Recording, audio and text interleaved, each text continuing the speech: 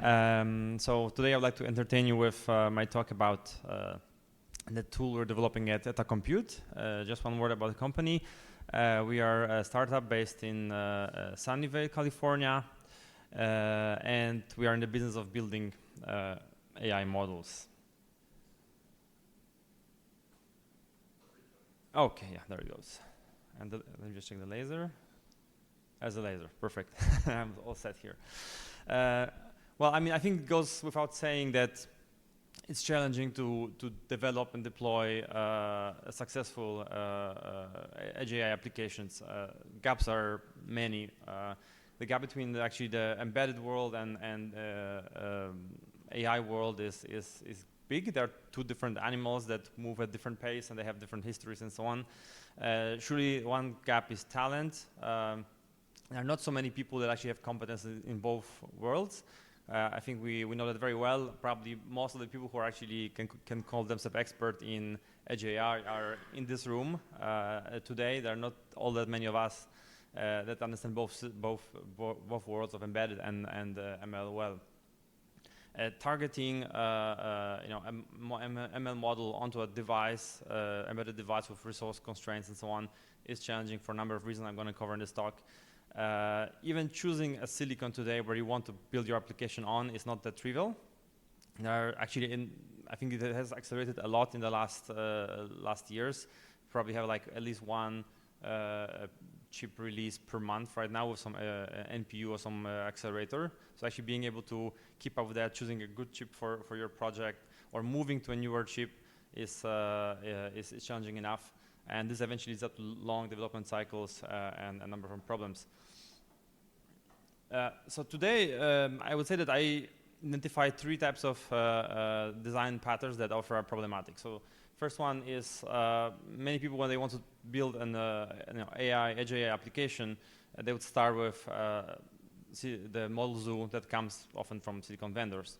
So that that's often the path that is preferred by more embedded aligned teams. It's typically a very easy deployment. It works great on hardware, so you are able to deploy model within a day or so. But then you just start to realize that this model probably doesn't exactly fit your application, right? Because maybe it runs too slow, maybe it runs fast but it's not accurate enough. Maybe it just doesn't really represent your use case because maybe it's a model was trained specifically to detect people in rooms, like VWW type of model, but then you're actually looking for something that detects, say, animals or something different. And then you start to have problems. Okay, how do I actually adjust? How do I retrain? How fine-tune this model? Many of the models that are given in the model zoos are quite kind of binary, compiled already, not really retrainable. I think there's some activity in the community here that is trying to address those issues as well, but as of today, it's a difficult path. Another path that is typically preferred by data science-oriented teams who maybe have less experience in embedded is to just go for foundation models, right? And out of the box, often they get very good accuracy, and they are very happy. Okay, it works, and they say, now we're going to put the model on our device, and suddenly, we need to export it and maybe need to quantize it because it doesn't really fit, or the chip doesn't support the non-quantized models. Maybe when we quantize, we lose some accuracy. Okay, we eventually got through this process. We we try to deploy the board, and then some ops are not supported, and the inferences time is really long. Doesn't fit the application after all. And this is where some stairs or problems will start.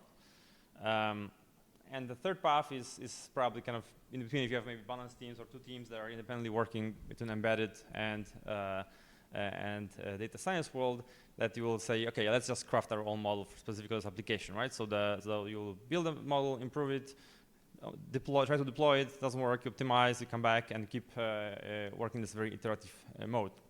So this one, often it gets out like the budget is overblown, the timelines are not met.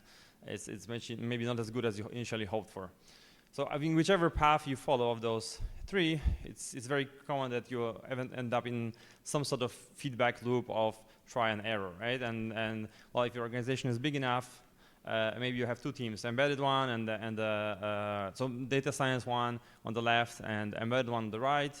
And the first guys will propose a model, select some candidates, retrain, and try deployment. you realize there are some constraints or maybe not met after deployment, it doesn't work as well. You close the feedback loop and it keeps coming and spinning back and forth. And weirdly enough, we as a company, we already went through this process, and it took more or less 12 to 18 months. Today, I think on the panel, Avjit, if I remember correctly, he mentioned a use case from his company where a project from his company where actually some 20 engineers worked for 6 months to get the model deployed on the board and kind of get it to work. So it actually, from my perspective, it's really, this is how long it takes in many cases to get something that is a product-ready feature. And I would say this is how most embedded projects, edge AI projects are being developed today. So I would say majority of them never really pass through the experimentation or proof of concept phase, and they don't end up being in a product just for the sake of the time and money it takes to actually get it to work. Typically the inputs to this whole system is what you're trying to achieve, right? It's objectives. You have some sort of KPI or metric of success for your application as a product as a whole. You have your data that you will want to train your model on and so on, and you have your constraints, right? So this is where, okay, I have to have this many milliseconds of runtime, or I have to fit in this memory because I need to have some extra memory for my application and so on. And what you expect as the output is your ideally your optimized model that does the job. So at that I completely thought, I think it's impossible to really continue in this wheel loop. Let's invent how this process could be automated. And we thought, okay, how about we just work with a data in, model out approach where there's no people doing the loop and teams doing the loop in between, right? So we thought, okay, this is kind of let's build a black box system. And this is what Aptos basically is. It's a system where you provide your inputs, objectives, data, constraints. You have the black box that does the magic, and you get eventually your model is optimized for the hardware. And what we aim for is that you get this thing done in 1 to 2 weeks. And on top of that, we give a little bit of a knob for your team to actually fiddle and tune this machinery of this black box, right? So if somebody's more embedded, he can tune some embedded parameters of how this machinery should work. If somebody's more data science oriented, he'll work more on how to tune the data science part of this machinery. Overall, it's quite intelligent by itself, so you don't have to fiddle a lot to get good results. So what's in the box, right? So this is our original architecture. The main theme, let's say, or the main idea we follow here is that we want to build AI that builds AI. I think this word has been already said today on one of the either panel presentations. So we have a system that has 2 feedback loops. The first one is basically a model builder. And this is independent of what kind of user wants. So basically, we kind of keep building different architectures, generate different models. That this can be a combination of neural architecture search and can be also our proprietary edge-friendly architecture recipes. And when I say recipe, I don't want to say architecture, simple architectures, because those architectures are often very parameterized, and we can actually fiddle and squish them and modify how they will actually work when we instantiate them. So there's this one part of the system that is doing this loop of building models. And the second part is actually selecting some of those models from our pool and training them and optimizing and deploying on target. So this part is from the whole knowledge store of all the models that were generated and put in our knowledge database. We'll select one that we believe fit the best to the user request, right? So this is where the user comes with a certain objective. It comes with certain data and with certain constraints. And if we are able to meet from our pool of models through those constraints the best models and train them, this is where you're going to get close to an optimal result. Right? So whenever a customer would run a certain job on our platform, like, okay, build me a model that detects people in pictures or classifies images and so on, we're going to spin this kind of loop. Everything that we do gets eventually to the hardware. So we have a Aptos farm. This is an actual server racks with SDK, sorry, not SDKs, but development kits or evaluation kits of different chip manufacturers being instantiated. there. So every time we actually pick a certain model with a certain instantiation of an architecture, so actually proper model with weights and so on, we're going to validate it on this farm. We're going to get feedback whether this has run and how well it run and so on and so forth. This feedback gets this information gets sent back to our core, which is the model tide. Everything gets stored in the knowledge store. So knowledge store is where we have our recipes for architectures, where we have our performance of how well the models performed after being trained, and how well they perform on different chips. This is the kind of triad of knowledge. Now, interesting part is that why there's a brain here in the center, right? Because we if you do it on scales, you actually start to collect a lot of data here. So the more you spin those two loops, the more data points you're going to realize. You have some hundreds to thousands of architecture recipes. You're going to have tens of thousands of actually instantiations of architecture with trained weights, and you're going to have hundreds of thousands of profilings coming from boards, because you can test the same model on multiple boards with different runtime parameters, different settings, SDK, and so on. So having all that, what we do is we train meta models, right? So meta models, this is the kind of intelligence of our platform. So meta models is our machine learning models. Sometimes it can be deep learning models that will understand what has worked, how, and why.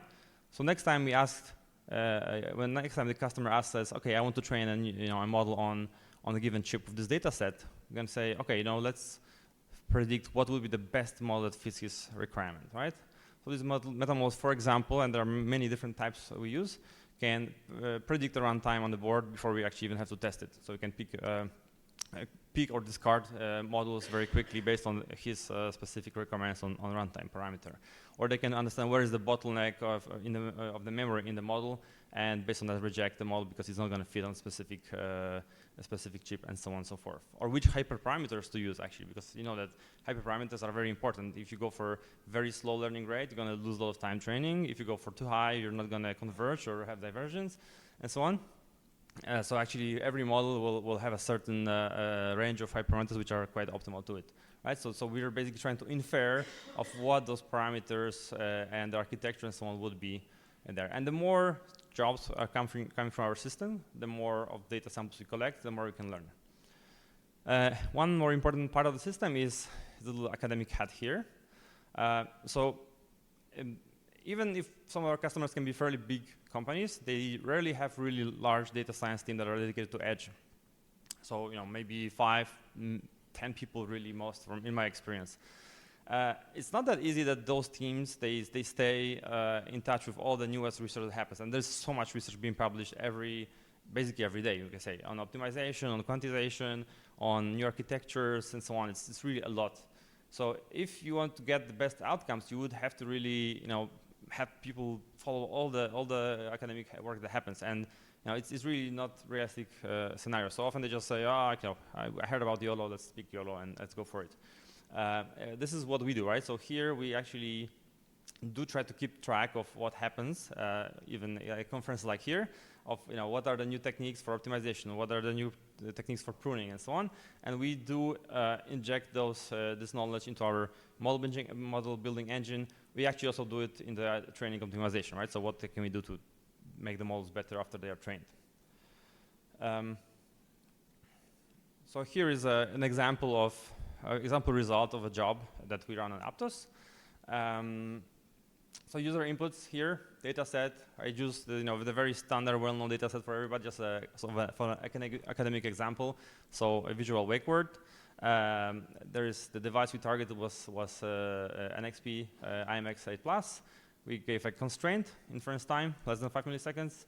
We selected some input size range. You can specify a very defined one, or you can just say leave it open, whatever.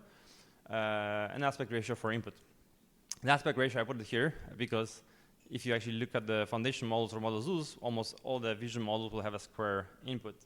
But it doesn't mean that your application actually would be optimal if you have a square input. If you look at some of the automotive applications, you often have like a very wide angle, for example, 4:1 or 3:1 aspect ratio. So actually, Aptos can also give you models with non-square aspect ratio as well.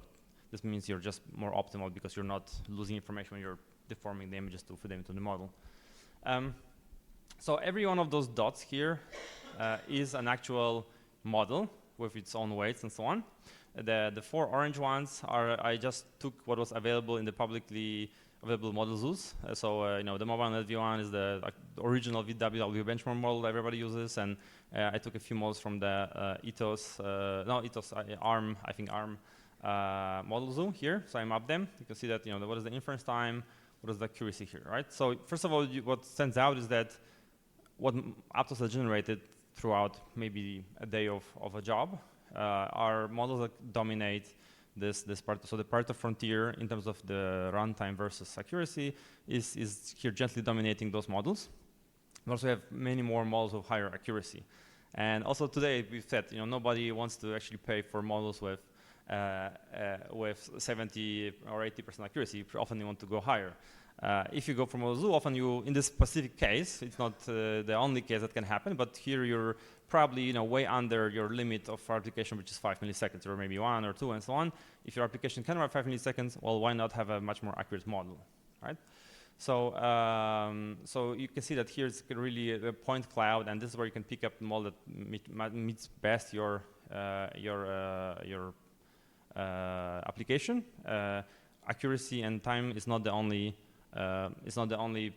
compromise that you can take, because also there's memory usage and so on. So all these models will fit in a certain constraint that was defined, but you can also pick, you know, whichever will be matching best your expectation here. So you have much more models to work with than from a model zoo. Yeah, every model, as I mentioned, we have this farm. Every model gets validated fully. So actually you get a full access to each one of those dots that you saw before. You're going to see whether it has run on the board, is runnable or not. I mean, obviously the ones who were on the plot were runnable. What is the inference time and the per layer timing. You get a full memory profiling, so how much actually those models take, obviously under your constraint that you have defined, but maybe they're, you know, some of them consume less or more. You will actually get a proper power measurements. We have instrumentation that's connected to all those boards, and will measure in this inference window, you know, what was the actual power consumption of a given board. This is, I think, very few people, if anybody, does it. And we also look at the on-device accuracy. That's the part that also is funny, because, you know, most people say, oh, after quantization lost some accuracy, and that's true. You typically do, but after deployment, you sometimes lose accuracy that you don't even measure. Because you know, there's some ops in some NPUs will actually maybe do some rounding errors and so on, and if it's a very deep model, maybe you're going to accumulate, and actually you can get a fairly bad result after deployment. So it's not just enough to say, oh, my quantized TF Lite file is having, you know, good accuracy. You have to actually measure it after it's deployed. So actually Aptos also measures those parameters as well. Yeah, so maybe I'm probably running out of time, so I'm just going to jump quickly through a few points. So, you know, I think that Aptos does address many of the points that today's typical development flow for Edge AI has. You know, which architecture should I use? You don't have to worry, because you just provide data, and we create architectures or select architectures based on your requirements.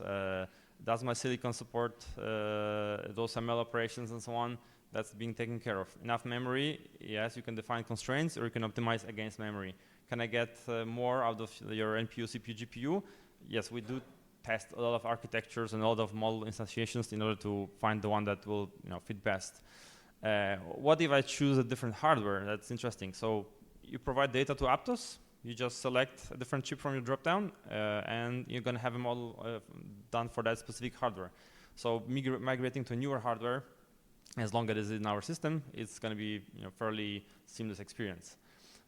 Training hyperparameters, you don't have to worry about this one anymore. Training takes too long. We actually have a fairly large cluster infrastructure that can do the training efficiently. Yeah, can I make my model go faster without losing accuracy? Yes, another level of the optimization that Aptos takes care of. So you don't have to really code. There's no coding involved in getting your model done. As mentioned, we also measure battery or measure power consumption, so you can estimate what is your expected battery life in case you're building a battery-powered device. Yeah, so basically, long story short, we try to bridge the gap between embedded and ML world, and I think we build some automation tools that for many companies can be a savior, because you don't have to have a whole data science team and embedded team. You may have 1 or 2 engineers, and this will be enough for you to launch a successful project that is, the models that are validated and working properly. So yeah, that's it. Thanks a lot.